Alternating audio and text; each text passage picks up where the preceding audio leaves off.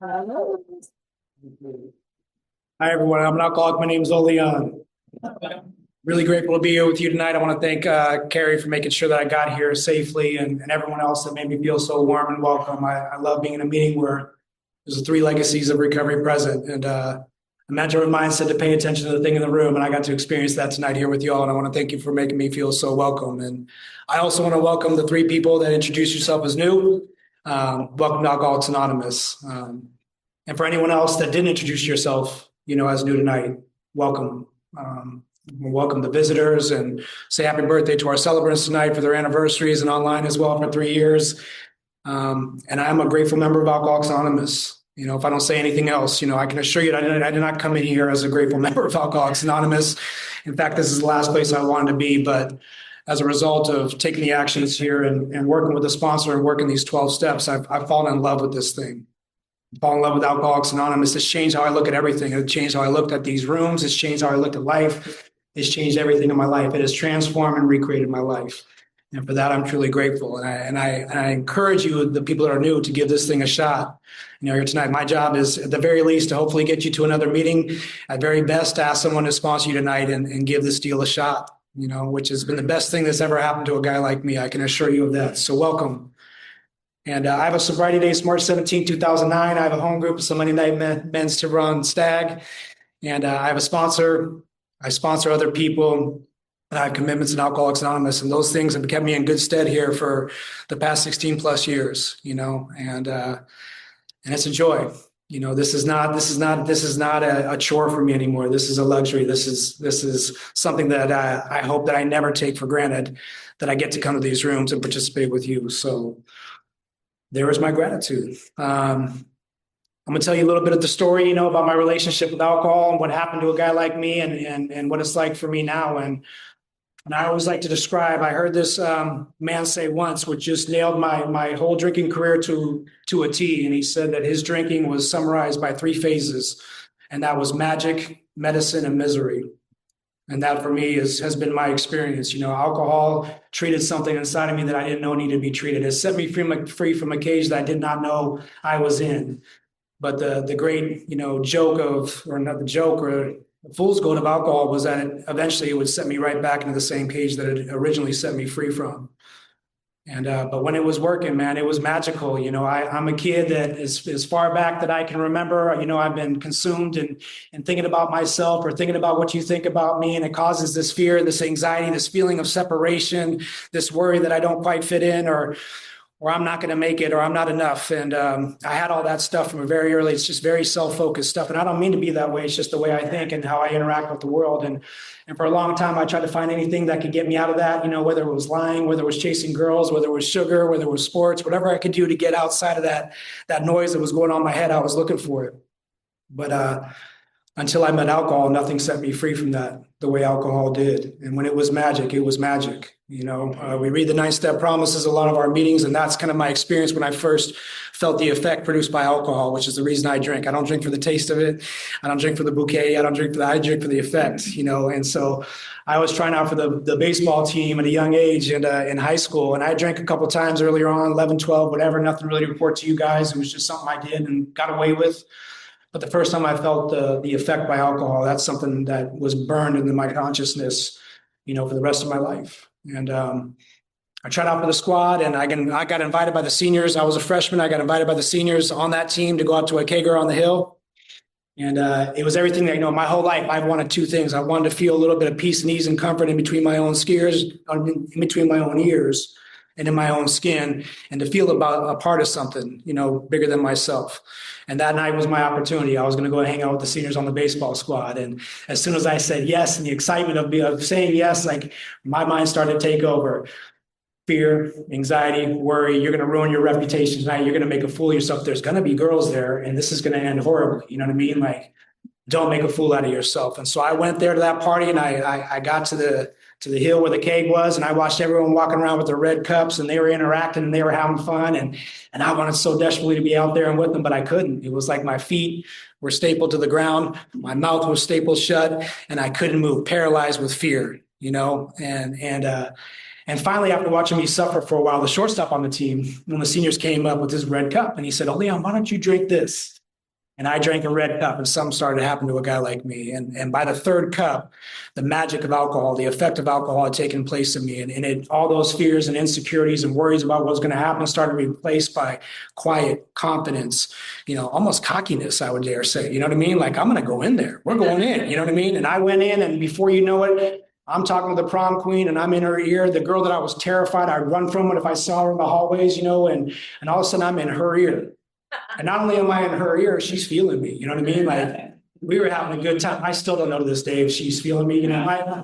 Everything I'm telling you is loosely based on a true story. It's my recollection. I don't know if it's true or not, but it's what I got. But I felt like I was having this out-of-body experience, this spiritual experience. Like I was watching myself in her ear and I was a part of. I could come out and play and I was a part of. I wasn't locked in that cage anymore. Alcohol set me free.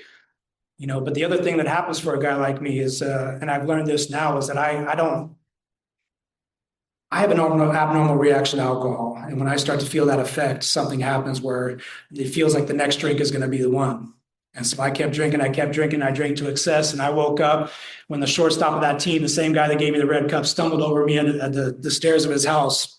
And he was like, dude, how'd you get here? And I was like, no clue. You know what I mean? He's like, come sleep it off at my house. And I woke up and my head was ringing and pounding and it hurt, but also a bell was ringing inside of my head and that was ding, ding, ding. And I'd found something that I knew I was going to be chasing from that moment on because it set me free. It did something for me that I do not possess or can't do for myself. And that's when the booze was working. And it worked for a long time. And I chased that and enjoyed it. But what happens is a guy like me, I hang in there because it does for me what it does for me. I hang in there and I'm going to do to me what it does to me. And my ability to deal with reality, because it's such an effective, medicine for what I hail from, is that I start reaching for that bottle more and more. Having a bad moment, a difficult feeling, something happens that scares me, I'm reaching for that bottle more and more, and this is when it starts to become medicine. And shortly after that, people started wanting to question me about my drinking, like, hey, your pops is an alcoholic who, by the way, he died in 2006 from this illness, and maybe you should cut back and be careful. And in my mind, I was like, thank you for that. I will take this drinking and I'll be just fine. And I keep drinking. And what starts to happen is my life becomes smaller and smaller and smaller. And I heard a guy last night, he said something that it's the beauty about Alcoholics Anonymous. When you guys talk about you, I get to learn about myself. And he said he was committing unconscionable acts while still having a conscience. And that's what I was doing. I was doing things that I wasn't raised to do. I was raised and I knew the difference between right and wrong. I had morals, I had ethics. My parents shared all that with me. But I'm lying, stealing, and cheating to do anything I can to keep the juice flowing. And I'm starting to collect this shame and guilt and remorse for who I've become. And I can't look myself in the mirror. And the only solution for a guy for a guy like me is what Bill describes as oblivion. And for the last 3 years of my drinking, it was wake up, drink, projectile vomit so I can get the next drink down, so I can get the medicine in me to be able to even go get the mail or, turn on a TV. And it's just me and four walls and a bottle and I'm dying. And I had suffered a lot of consequences, which I'll get into in a bit, but not what makes me alcoholic. It's what happens when my untreated alcoholism. But the worst consequence I ever experienced was just sitting alone with me and my thoughts, hating who I had become, wanting to be different, but knowing I had no ability to change the outcome, that I was going to die in that apartment alone with a bottle, at 36 years old. So I do what a lot of us do, and that's I say this Hail Mary prayer, and I ask God, not to help. I said, God, if you exist, or you can hear me, please don't let me wake up in the morning. Just let me die in my sleep. I don't want to do this anymore. I don't want to hurt myself or anyone else. Just please help. Just let me die in my sleep. And every time I said that prayer, I'd wake up in the morning and think I got to do this again. And what happened is that the fiance that I was holding hostage at this point, and I every time she would question me about my drinking or tell me I had to stop, I'd turn it back on her and make her feel like a horrible person. My dad just died. How could you do this to me? And that's what I do. I find your buttons, I turn them on you, but she wasn't having it this day. And she told me, like, when I come down these stairs, you need to be out of this house. And I knew the gig was up. But I found myself at this jumping off place. I can't see a life with or without alcohol. To continue drinking the way I am means certain that I'm going to die, but also every time I've tried to stop, and Lord knows I've tried to stop, it also feels like death, that I'm going to die. So what's the only thing I can do to get out of this? And it must be suicide. So I contemplated my own suicide that morning, had the means to do it.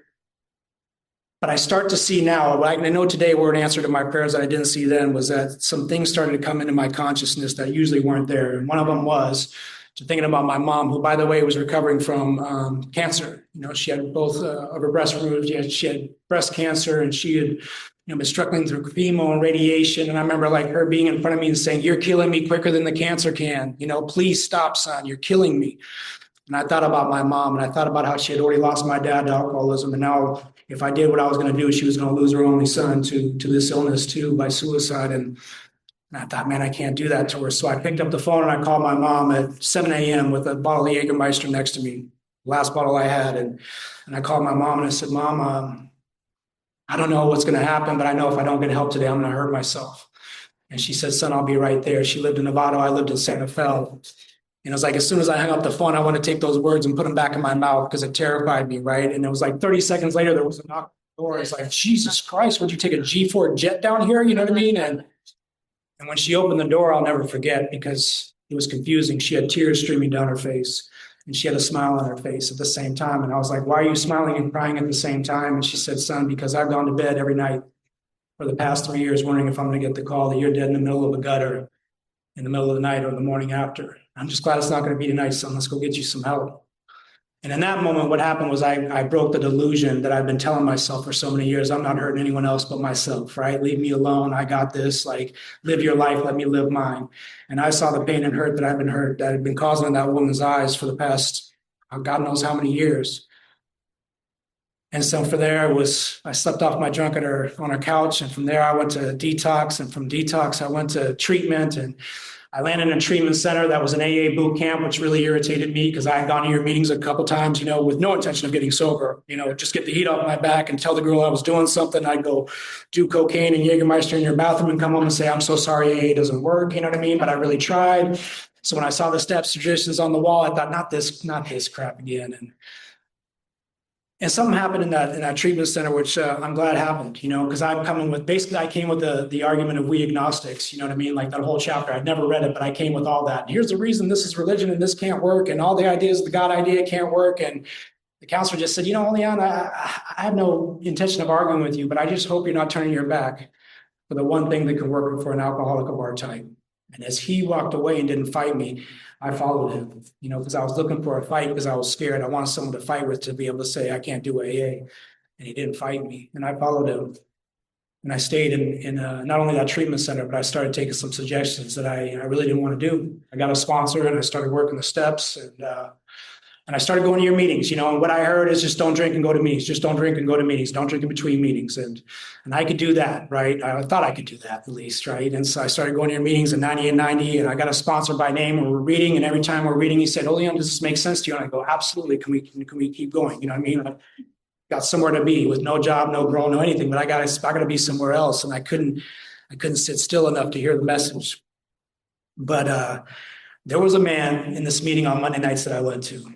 And I could hear him, and his name was Tom, TK, and Marin, and TK was sitting in the room, and I would listen to you. I judged all you guys. The funny thing is, I would judge you guys and hate everything, and then you guys would come how's it going, Liam? I'm I love this. Thank you so much. And I told every day, and people would say things like, "Oh, I have a life beyond my wildest dreams today," and I'd think, "Oh, good for you." You know what I mean? I'm so happy your life's good, and you're sharing that with me. My hair's on fire right now, and I want to kill myself, and I want to drink. I'm glad you're good. Your life's good for you.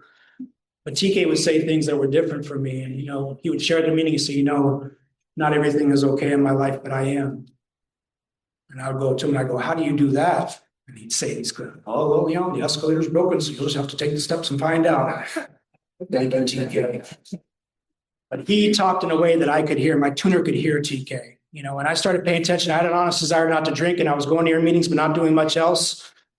And I saw people start to get loaded and drink again. I'd be at a meeting and I'd come back and I'd be like, where's Matt? And they're like, he's drinking. I come back to my SLE. Where's Craig? He's loaded. You know what I mean? I'm like, what is going on? I just talked to them this morning. We talked about staying sober. I know they want to stay sober. How could they drink again? What's going on here? And I went back to TK one day. He said, how's the beat going, kid? And I said, I'm a little scared. He said, what you scared about? I said, people are drinking and I know they want to be sober. And I'm scared that's going to happen to me. Is that going to happen to me? And he said, well, I tell you what, Ole, why don't you go ask them where their second step was? And I said, thank you, TK. I'm going to go ask them where their second step was. I had no idea what he was talking about, where their second step was. And that's what I do. I pretend to know what you're saying, even though I have no idea what you're saying. That little voice, the same one that told me about my mom, not leaving her with that scar, said, why don't you go back and ask that man what he means? And I came back to TK and I said, I don't know what you mean by that second step, TK. He said, great. Why don't you grab your big book and meet me at my house this Saturday for 4 hours? 4 hours, you know what I mean? I was hoping for the second step pep talk and send me on my way. And he said, nope, 4 hours, be there, bring your big book. And he lured me in with all this coffee and candy and cookies and donuts and all this stuff and got me in the door. And before you know it, he's peppering me with questions, and he's asking me things like, what makes you an alcoholic, Leon? I hear you raising your hand at every meeting. What makes you alcoholic? And I go, oh, thank you. I've been waiting for this question, TK. Well, I've got DUIs and I've been to hospital and I've lost jobs and relationships and money and I've been shot while I was drunk and fights and the list goes on and on and on. He said, no, only on plenty of people do stupid stuff while they're drunk. Doesn't make you an alcoholic. So let's find out if you meet AA's definition of an alcoholic. And he started opening up the doctor's opinion. And he asked me he talked about his experience, the book's experience, this phenomenon of craving, this abnormal reaction to alcohol. And he said, do you have that? I said, I think I got that. Like, I get thirstier when I drink. And he would ask me examples. He wouldn't let me off the hook. Give me examples. Give me examples. Give me your experience. He talked about his experience. I shared my experience and I identified. And he said, well, Ole-Jan, 10% of the population at large has this, but 100% of alcoholics have it. This phenomenon of craving, this abnormal reaction to alcohol. He said, well, let's go to the other side now. Let's check out the mental side of this thing. And starting at page 23, he started, opening the book and talking about his experience and how he said the craziest thing that he ever did wasn't when he was drunk, but when he was stone cold sober. And that was to pick up a drink again after all the consequences and, the shame and the regret of everything he did while he was drunk. And he asked me, he said, Ole-Jan, do you ever drink when you didn't want to drink? You ever drank on a day where you woke up determined not to drink and you drank again? I said, yeah. Give me an example. Give me an example. Give me an example. And so we're talking about his experience, my experience, and the book's experience, and it's lining up. And he says, well, Ole-Jan, the way I see it, you only got 2 problems, when you're drinking and when you're not drinking. But other than that, on your own power, you should be just fine. He thought that was funny. He started laughing. And he said, let's go to the dash. And he asked me about the dash. And he said, what makes your life unmanageable? And I thought I clearly gave the wrong answer to the first part of the question about the first step, the what makes me an alcoholic. But clearly, that's what makes my life unmanageable. So I gave all those things again: the DUIs, the fights, the jails, the hospitals, the broken relationships, the money that I've lost, everything, getting shot when I'm drunk, And he said, no, Leon. So you want to know what makes your life unmanageable? I said, yeah, TK, I want to know what makes my life unmanageable. He said, because you manage it. And he said, ha, ha, ha, ha, ha. And I didn't know what to do. He had just insulted me. And he was laughing, so I just laughed with him. Ha, ha, ha, ha, ha. He said, Ole-Jan, the unmanageability for me doesn't end when the bottle does. In fact, it comes to the surface. And he said, if your plan is just to put the plug in the jug and keep going to these meetings, and that's it, and not work these steps, your life will continue to be unmanageable as it has been mine. And he said, no, it gets so unmanageable to the point that you will need to drink. It'll be imperative that you will drink and you will have no defense against it.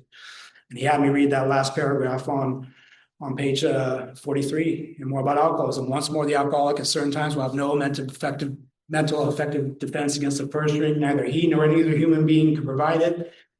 His defense must come from a higher power. And he asked me, do you know what must means? I said, yeah. He said, Ole-Jan, like this unmanageability. He said, you're like the manager of a baseball team. And I said, well, thank you, TK. That's the first nice thing you said to me yet. And he said, the problem is your team sucks. He said, you're like the manager of a team that's lost 100 games for the past 7 years. He said, anyone else would have fired you a long time ago. He said, here in AA, we're asking you to resign.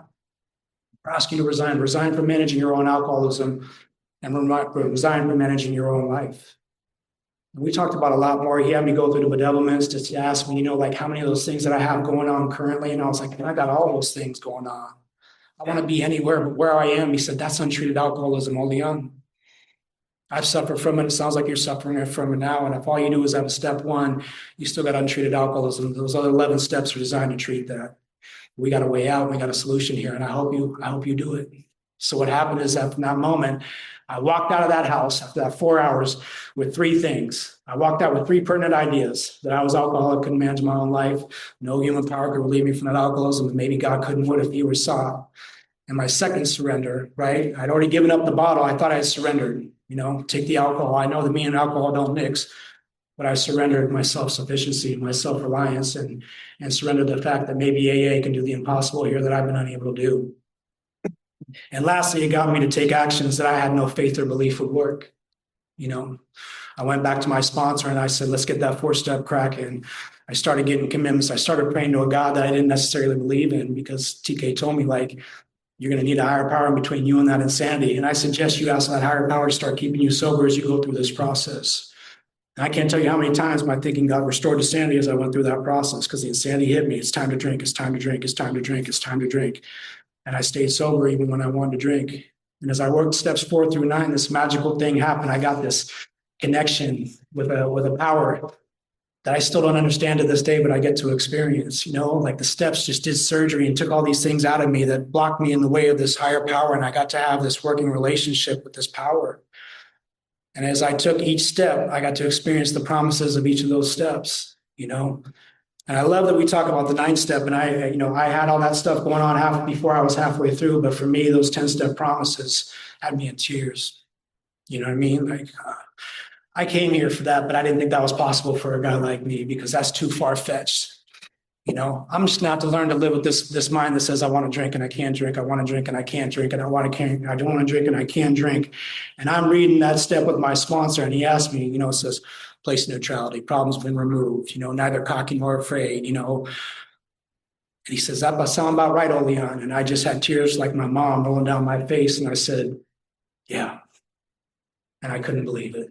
So from that point forward, I'm the satisfied customer AA, and I've tried to make the daily disciplines of 10, 11, and 12 as a way of life and growing in understanding and effectiveness, because for a guy like me and a guy like all of us, I would say I'm going to need it, right? Because the book warns me, and it says, for the alcoholic failed to perfect and enlarge his spiritual life, he would not survive the certain low spots and trials that lie ahead. And I've had many of them, right? In years 11 through 14, I suffered, what I thought were some of the most difficult years of my life here in AA. My mom, who recovered from cancer, she got sick again and started, she got really sick again. And she was suffering. And, the relationship I had with my baby's mother and I came apart, and I had to get full custody of my son and take over, his care. And she had her struggles, and I had to take that responsibility of being both parents. And I lost 4 friends to this illness in the course of 2 years. You know what I mean? Like good friends, like tight friends. And in my mind, I have this business deal that's going to solve all my problems, right? Money's going to solve all my problems. I have a business deal that's ready. The day of signing, I'm like, life-changing money. Thank God, God's will is here. And they say deal's off. And I'm like, what? You know what I mean? Like, no, this can't be happening. Like, sorry, we're out. We're not going to move forward with this deal. And I was just crushed. And it felt like every direction was like no sobriety, no friendly direction, no hope. But I stayed sponsored, and I had a sponsor that told me very simple instructions. He said, Ole-Jan, well, while you're going through this, let's just keep doing things that we know to be helpful. And I never stopped going to meetings. I never stopped having commitments. I never stopped working with others, and I got to see what God's plan was for me was a completely different plan than I had come up with. And we got through those low spots and trials that were there. And I never once, was I in a fetal position crying? Was I hurting? Was I, complaining to my sponsor? Yes, but not one time did I want to drink. Not once did I think drink was an option, and during that time, I got to experience some really beautiful things. And, my mom was sick, and she was dying, and because of you guys, you know what I mean? Like, you guys taught me what it meant to be a son. That I can't just talk about this stuff in these rooms. I got to go out and make this a part of my life and a part of my, my world. And so I got to go take care of my mom for many years, by her bedside, even when she was bedridden, and, I'm feeding her, I'm wiping her, I'm doing all those stuff. And I remember my mom crying and saying, son, no son should have to do this for his mother. No son should have to wipe his mother's behind. And it's amazing when you're connected to something, what comes to you. You know what I mean? Like, I said words that would never come from me. I was like, Mom, let me ask you a question. How many times you wipe me? And she was like, wipe away. You know what I mean? Like, we just had a laugh about it. It was great. And the son that tortured my mother. We got to have these amazing talks along the way. And I think it was around my 13th year anniversary. And she'd woken up and she'd been asleep for like a day. And she said, what day is it?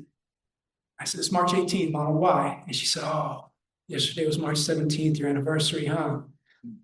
said, yeah, Mom, it was. She said, you were a real piece of work. Yeah. I said, Mama, I know. And I thought we'd clean it up. Is there anything else we need to clean up? I'm happy to do it right now. She said, no. What I want you to know is that for many years, not just when you were drinking the way you were and out there, she said, even for the months after, I lived in fear and terror that I was going to have to go through that again with you and lose you in the same way I lost, your father.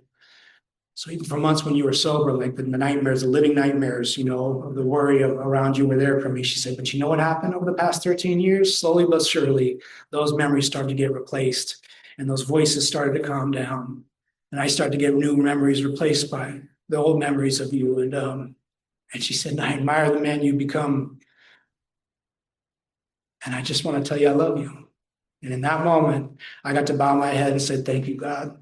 Thank you, AA. Thank you, sponsorship, because that's not me. And that's not how I show up. Because of AA, because of these steps, because of you all being the example, because of good sponsorship, I got to show up my mom's life in a way different than I ever been able to before. And so when it was time for her to pass and we put her on hospice care, I was sitting with her, and that little voice has visited me from time to time, many times. Like they had told me that she had 72 more hours to live, and we were taking shifts, my sisters and I being there with her, and I was sitting there on my phone. She was just sleeping. She was on those pain meds, and the voice said, "Go hold your mom's hand, and go tell her everything you need to tell her one last time." Which I'd already done. I told my mom, I love you, Mom. Thank you, Mom. Thank you for being my mother. And I went and did it again. I went and picked up her hand and I put it in my hand. I said, Mom, I love you. And I want to thank you for being my mother and thank you for every sacrifice you made for me and for the woman you've been in my life. And if it's time for you to let go, it's okay. You can go fly. I'm good. My son's good. Your daughters are good. Everything's okay. And if you don't want to be here anymore, I want you to go fly free. And what happened is that she took a deep breath. And then a couple of minutes later, she took another deep breath. And for those of you that have been through this experience, then she took that breath, that last deep breath. And I held her hand, the son that tortured her hand in mine. And I got to walk my mom home. That's not me. That's Alcoholics Anonymous. That's the God that I've come in contact with here. That's the God's good sponsorship. That's y'all. And I got to have that moment with my mom. And even though I cried and it hurt, it was this mixed feeling of joy and gratitude along with the hurt of losing my own mother. But we were clear and I got to walk her home. So I came here for your gifts and prizes, you know what I mean? But what I found here is something much more meaningful. The relationships, the ability to show up in a way different than I've ever been able to in my life. You guys gave my mom not just her son back, but the son she always wanted to have, that she never had, in my illness and in my own being.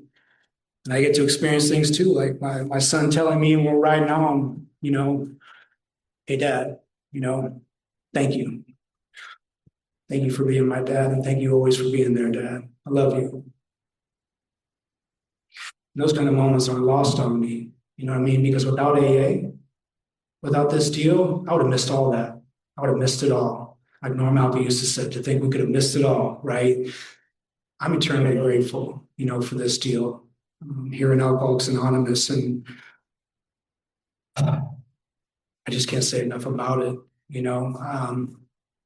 Today, I get to live a really good life, you know what I mean? Not always easy, life, just because I'm sober doesn't mean the life stops happening. What I do have and what was promised to me is that I'll have a different ability and reaction to life than I usually do. You know what I mean? That's been my experience. I don't know about y'all, but I'd be having a day, you know what I mean? I'd tie a shoe and I'd break it. And that I had to drink over that. You know what I mean? That was enough to make a guy like me drink. And today, the miracle isn't, how long I've been sober, which is so my personal best, 16 years. I drank when I was 11, but the miracle for me is how long it's been since I wanted to drink. I got to go back to my first year of recovery. When I was having that tug of war in my head, I want to drink, I can't drink, I want to drink, I can't drink. And that no longer is my experience. I get to walk through life. I get to do this thing with y'all, and I get to live a really meaningful life. My life means something today. You know what I mean? Because of sponsorship, because I sponsor other men, because I'm consistent here in Alcoholics, because I participate in our primary purpose of trying to help another alcoholic, my life means something today. I got to walk this man through recently who I was sponsoring, and he had lost his twin brother drunk in a car accident, who he struggled too. And I was sitting down and talking to him, and you know, this is what I love about AA is that, we were sitting down, we were talking about what he was going through and how he was hurting. And he's like, Ole, I don't know how I'm going to get through this. I don't know how I'm going to get through this. And I said, all I can do is share my experience of how I've gotten through what I've gotten through, and what I did and the advice I got to keep doing the things that we know work while I'm going through this. And he said this thing to me. He was like, Ole-Jan, I had no idea that you were going through all that. Which, everyone in my corner, the people close to my sponsor, my good friends, I keep a tight circle. They all knew what was going on with me every step of the way. But I tried to show up with Alcoholics, in Alcoholics Anonymous, with some integrity and grace, the way I was taught to do. And he said, I had no idea you were going through all that. He said, my God, Ole-Jan, how did you make it through all that stuff? And I just looked at him and I said, it's what you and I are doing right now. It's the fact that I'm saved in AA, the fact that I'm sponsored, and that I try to just be helpful to the next guy. I try to take the focus off of me and put it on someone that I can help. 12-step never looks like a solution, but it always is for a guy like me. So I just I love AA. I'm a very satisfied customer, and I'm going to wrap up a little bit short tonight, but I just want to re-welcome our newcomers. Anyone that either announced yourself or didn't announce yourself. My life when I came in here was a life that I thought I would never get from underneath. And today, I stand before you with a life I'm terrified to lose. And I'm no special or different than anyone in this room. It's just I've given myself to AA and to take the actions that I have no faith or belief in, and I've gotten the results anyway. My life has been transformed and recreated here, and I invite you to that same opportunity. This is the best show on earth as far as I'm concerned. AA is by hands down the best thing that's ever happened to me and to everyone I love that's around me here today. And all we want to do is give that to you. And after we give it to you, we just want to see you give it to someone else. So come join us, become the link in the chain. Thanks for letting me share.